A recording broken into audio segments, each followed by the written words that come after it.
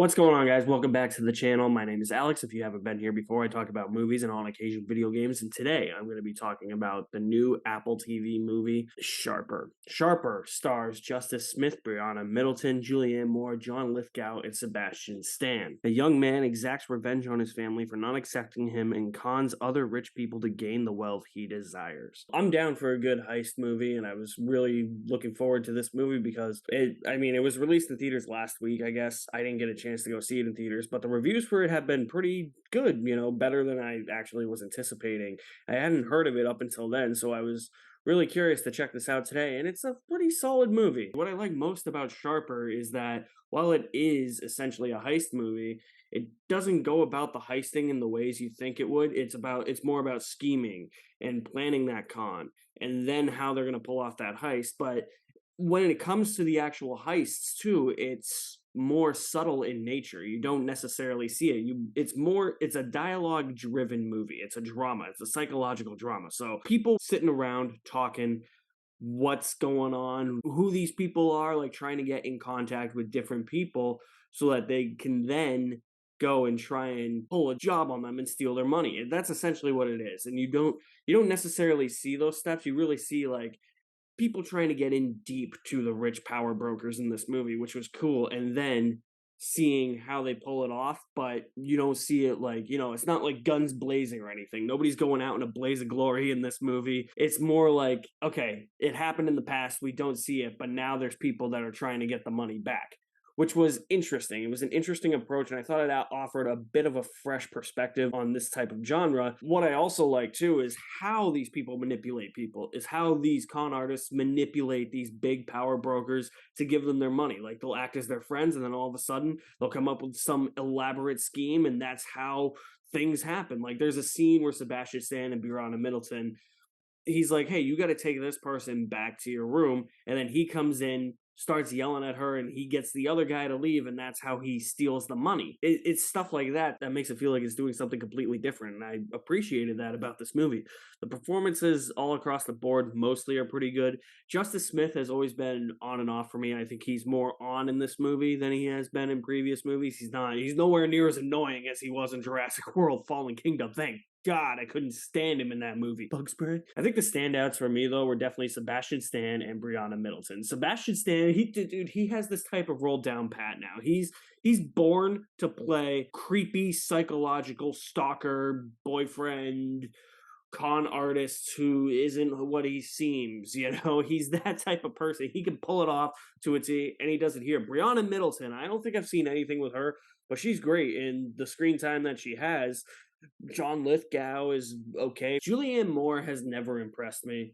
She's one of those actresses where I really wonder why she won an Oscar. It's like Halle Berry, Nicolas Cage, and Julianne Moore are those three. And I think it's more because her performance in The Lost World Jurassic Park really rubbed off in a bad way on me. And I haven't really liked her since then. And she just doesn't really impress me all that much. She kind of comes across as very stale to me, and she comes across that way in this movie, unfortunately. I don't think she's that good of an actress. I said this yesterday in my Ant-Man Quantumania review, where I don't really like bashing actresses, but Catherine Newton stuck out like a sore thumb in Quantumania, so I had to say something. That's kind of how I feel about Julianne Moore and her career. And this movie has interesting points. When it gets really interesting, my eyes were hooked to the screen. When they're talking about what they're gonna do, when they're talking about, hey, who this character is and all that, that's when the movie really hooked me. Where the movie really faltered for me was when we weren't talking about that stuff. The pacing is very on and off in this movie. Like I said, there's scenes that hook you, and then when the pacing is really bad, there's scenes where it's just like, oh, we're still in the scene. Okay, I could take another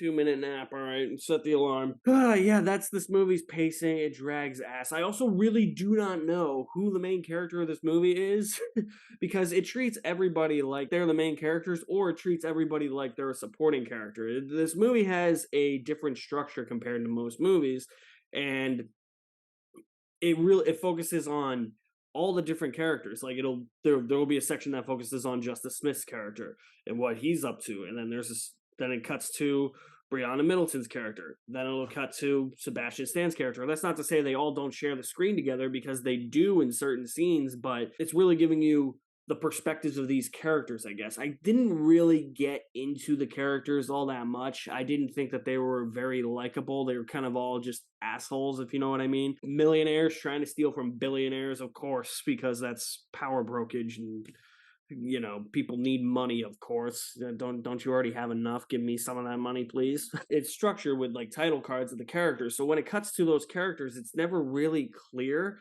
if there's a passage of time. It's never really clear if this is taking place in the present or the past. So every time it cut to a different character and their perspective as to what they're actually trying to do, I did get a little bit lost until I figured out that everything that's happening loops around to something at the beginning, and there is no passage of time. It's just the daily lives of these people, I guess. It is one of those heist movies that does have a bit of cleverness to it until the very end, where it's just like, I don't really know if I buy that ending.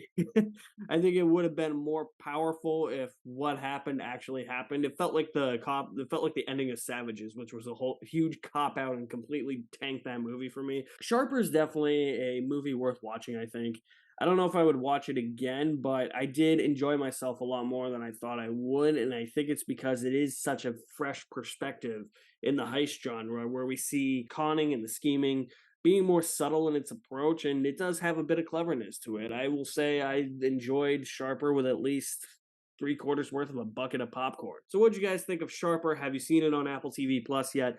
I want some feedback. Drop me your thoughts on the movie in the comment section below. I'll leave my link to my website in the description below as well. You guys are the best. Thank you for watching. My name is Alex Madden, and I will see you at the movies somewhere.